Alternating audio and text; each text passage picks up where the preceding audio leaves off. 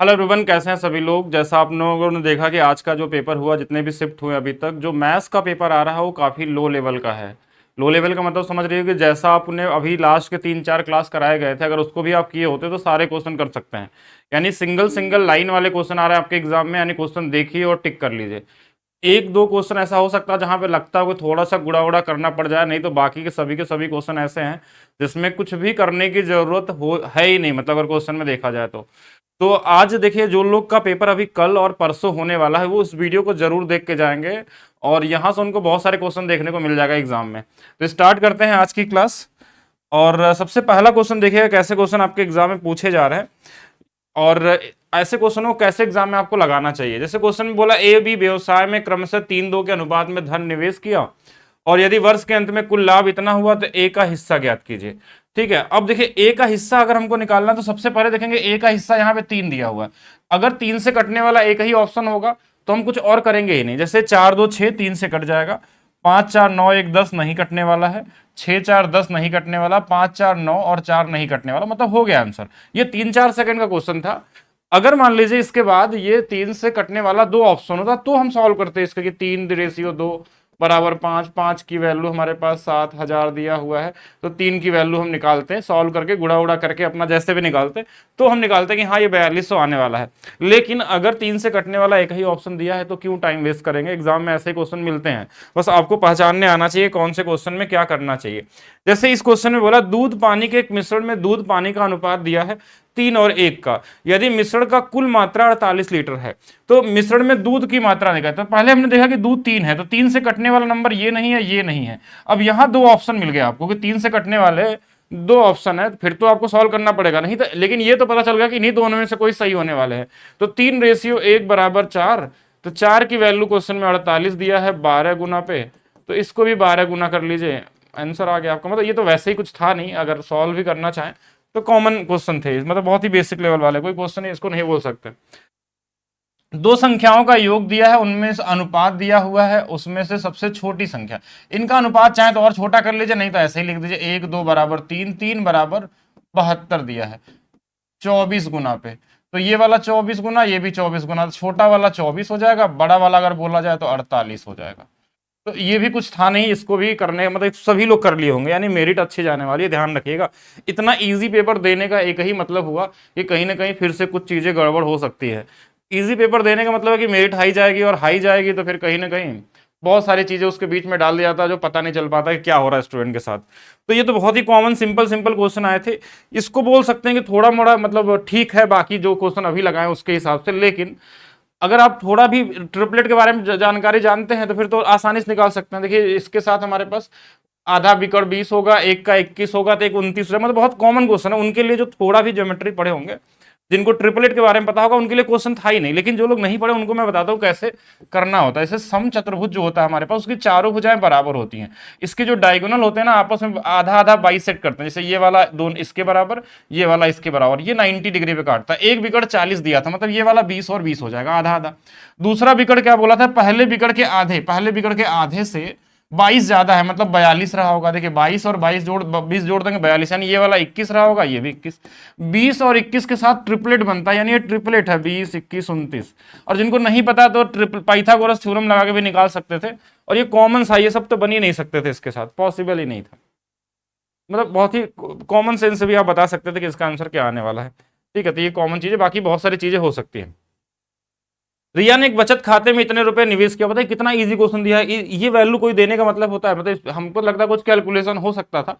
अब इसमें कई तरीके से कर सकते हैं। जब आपको सीआई अभी 2-3 दिन पहले ही बताया गया था, हमने बोला इसमें डिजिटल सम लगा सकते हैं, यूनिट डिजिट लगा सकते हैं, या फिर सक्सेसिव लगा सकते हैं। अगर ये कॉमन सेंस करें, अगर हमारे पास ये नंबर दिया हुआ है और 8% चक्रवृद्धि ब्याज निकालनी है, ब्याज वार्षिक समय 3 वर्ष का, तो आप ये वाला तरीका लगा सकते हैं। जैसे 8% 3 साल का जो सक्सेसिव होता है।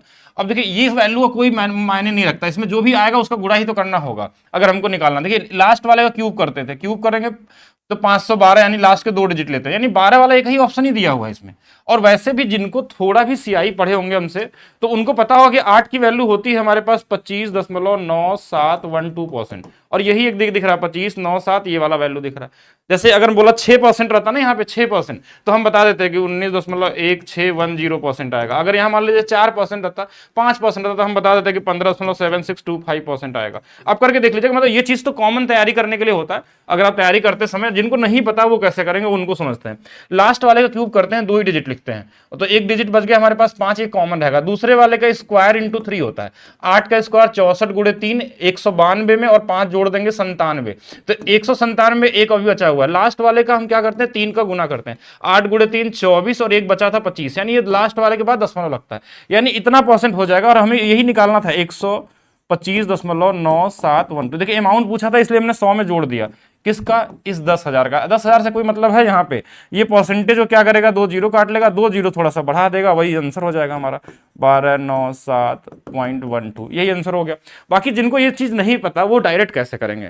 पहला चीज, अगर डिजिटल सम निकालना चाहते तो सीधा ऐसे निकालते कि 10,000 का 108 बढ़ा है तो 108 का क्यूब, इसका डिजिटल सम निकाल लीजिए। इसका डिजिटल सम और आसान है क्योंकि 8 1 9 9 आ गया तो मतलब पूरे क्वेश्चन में डिजिटल सम 9 ही आने वाला है। अब 9 डिजिटल सम देखिए इसमें जरूर होगा, आप चेक करके देखेंगे, लेकिन इसमें 2 ऑप्शन भी मैच कर सकता है। लेकिन अगर मान लीजिए 2 ऑप्शन मैच भी कर रहा है तो आप यूनिट डिजिट लगा के देखिए ना कि लास्ट में यूनिट डिजिट कहीं ना कहीं अलग है, तो यूनिट डिजिट का सहारा ले सकते हैं, कहीं किसी भी तरीके से लगा सकते हैं। बहुत ही कॉमन और बेसिक क्वेश्चन, मतलब इसको मैक्सिमम लोगों ने लगा लिया होगा।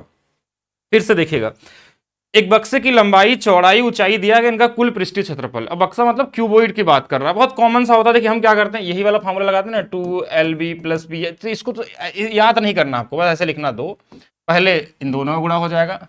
अब देखिए मैं गुणा कर रहा हूं लेकिन करना नहीं है आपको एग्जाम में, ठीक है, प्लस फिर इसका गुणा हो जाएगा तो बोलेंगे 7.7 इंटू में 5.5, फिर इसका इसके साथ हो जाता है 11.1 इंटू में 7.7। अब हम करेंगे इतना कैलकुलेशन कैसे करेंगे एग्जाम में। ये दिखने में भले लग रहा हो कैलकुलेटिव, हो सकता है इसको कई सारे लोग एग्जाम में नहीं कर पाए हों, लेकिन मैं ये बताना चाहता हूं कि ये सबसे आसान वाले क्वेश्चन है। बस आपको ध्यान से देखना चाहिए, यही चीज तो पढ़ाया जाता है आपको क्लास में। जितने भी आप मेरी क्लास देखेंगे हर जगह आपको जुगाड़ बताया जाता है कैसे एग्जाम में लगाया जाता है पेपर को। देखिए यहाँ भी 11 है, यहाँ भी 11 है, 11 है, 11 बाहर कॉमन आएगा, मतलब 11 का मल्टीप्लीकेशन होगा। और 11 का मल्टीप्लीकेशन में डिविजिबिलिटी रूल आपको पता होना चाहिए। 8 7 15, 4 3 7 नहीं कटने वाला है, 7 4 11 और 3 14, और 7 7 14 कट गया। यहां से 5 4 9, 7 3 10 नहीं कटने वाला है, 7 5 12 और 3 15 और 6 4 10 नहीं होगा, मतलब ऑप्शन नंबर बी है। हमको इसमें जाना ही नहीं था, हमको पता कि इस ये देखिए यहाँ पे दिख रहा, यहाँ पे दिख रहा, तो 11 के मल्टीप्लीकेशन में तो आएगा ही आएगा। आप पूरा गुणा करके निकाल लीजिए या डायरेक्ट आंसर निकाल लीजिए, दोनों आपके पास है। चलिए नेक्स्ट देखते हैं हम लोग। ये क्वेश्चन आपको वही कराया गया था 2 दिन पहले, आप देखे होंगे, तो ऐसे क्वेश्चन सारे करा दिए गए। ये ऑप्शन भी ऐसा ही था, 12.5% उसमें भी आ रहा था।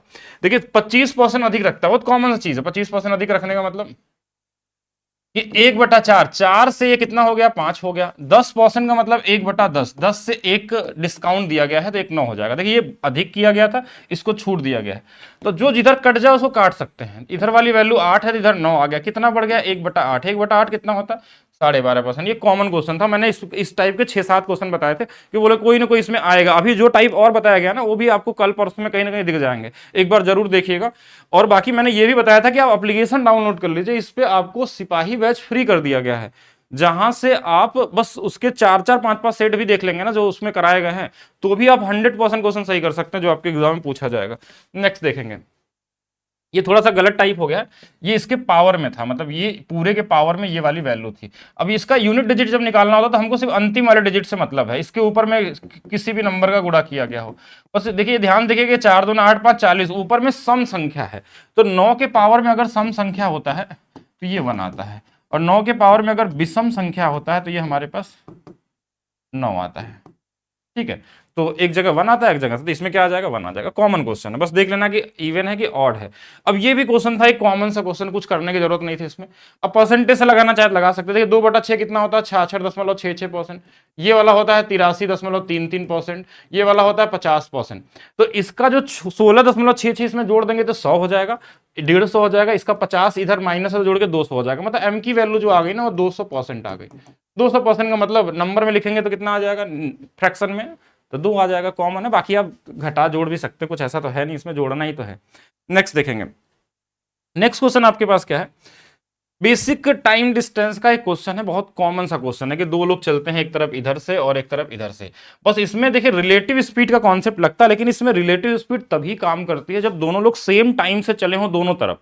एक पहले चला हो एक बाद में चला हो तो नहीं काम करेगा। जैसे इसमें क्वेश्चन ने देखिए क्या दिया, ए बी सीधी रेखा में 210 किलोमीटर की दूरी स्थित करते हैं। एक ट्रेन सुबह 7 बजे ए से प्रारंभ होती है, 35 किलोमीटर प्रति घंटा की चाल से बी की ओर चलती है। दूसरी ट्रेन 8 बजे, देखिए एक 7 चलिए एक 8 चलिए तो गड़बड़ हो गया यहाँ पे, और 40 की स्पीड से चल रही है, दोनों कब मिलेंगे? तो जो सुबह 7 बजे वाली चली है ना उसको 1 घंटा पहले चला दीजिए। वो 35 की स्पीड चल रही है, 1 घंटा चलेगा तो कितना चलेगा? 35 किलोमीटर। तो अब 35 किलोमीटर इसमें घटा लेते हैं। अब ये 35 घटा लेंगे तो बचा 175। अब इधर से भी 8 बज चुका है, इधर से भी 8 बज चुका है। ये 8 बजे इधर से भी चल रहा है, 8 बजे इधर से चल रहा है। ये वाला 40 की स्पीड से चल रहा है, ये वाला 35 की स्पीड से। अब दूरी इनके बीच में 175 है, 8 बजे, उसके पहले वाली चीजों को भूल जाइए।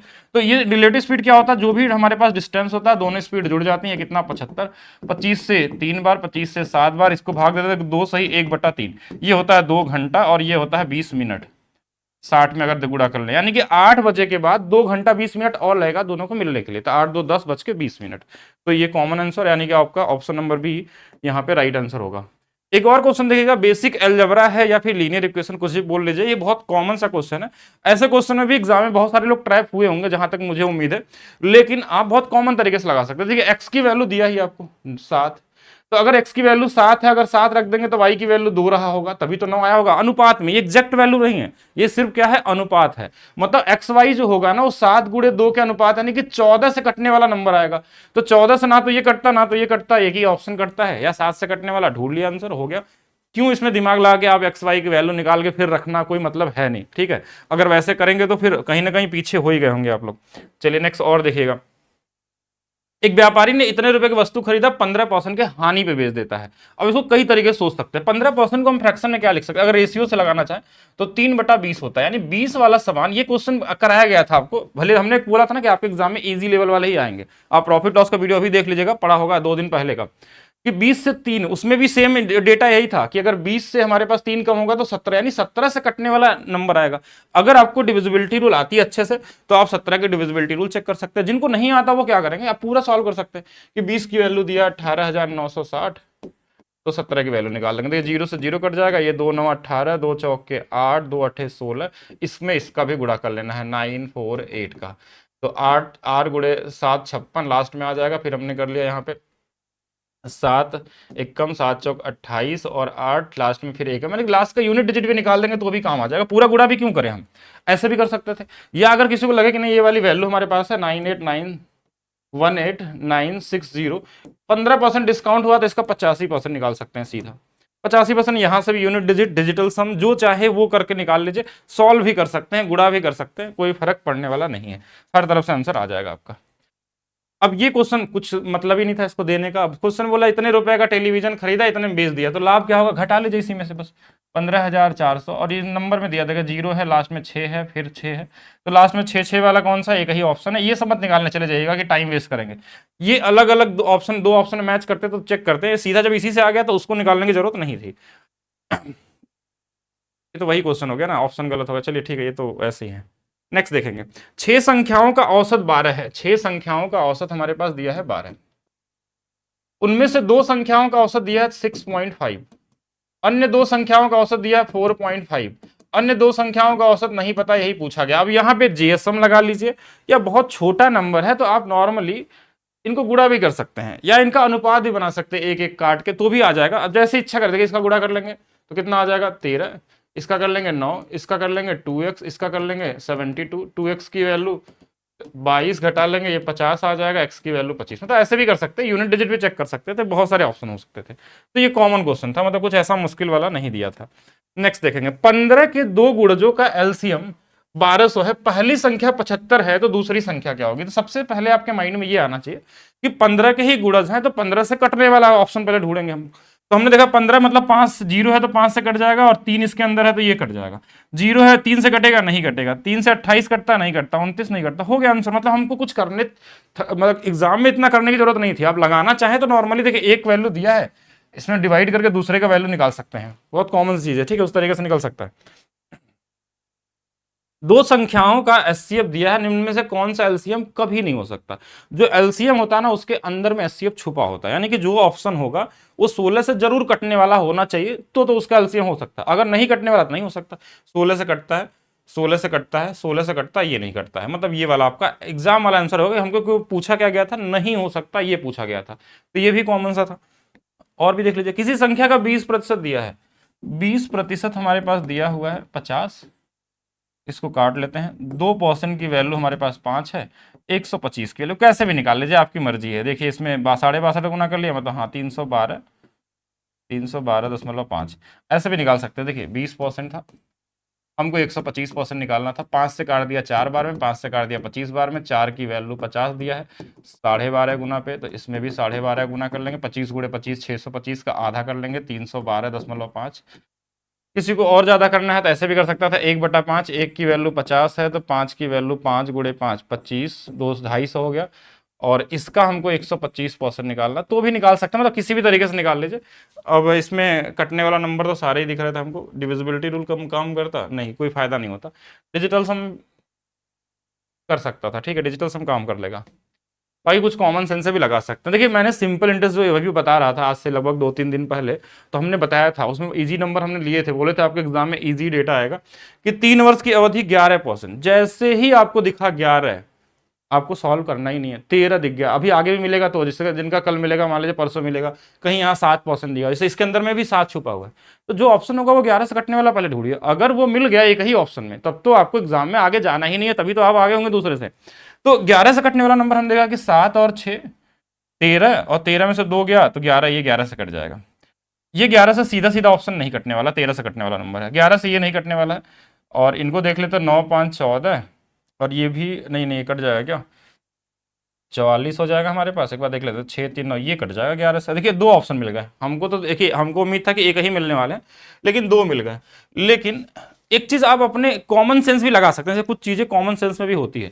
हमारे पास क्या था, 49,000 था, 3 वर्ष का जो ब्याज होगा वो 33% होगा, हमसे साधारण ब्याज पूछा गया है। अब 33% ही ब्याज मिलेगा और 49,000 से ज्यादा हो सकता है क्या, नहीं, एक तो ये कॉमन सेंस लग सकता है कि इससे ये गलत हो गया, क्योंकि 49,000 उससे ज्यादा सिंपल इंटरेस्ट नहीं हो सकता, क्योंकि ब्याज तो 33 है, 100% से ज्यादा होता तब ऊपर जाता है, ये कॉमन सेंस बोल देता है। लेकिन उसके बाद भी अगर किसी को इतना ध्यान में नहीं आया, क्योंकि एग्जाम में उतना ध्यान लोग नहीं दे पाते हैं, तो उस समय आपको 7 से कटने वाला नंबर देख लेंगे, इन दोनों में 7 से कौन कट रहा है, देखिए ये तो फिक्स है।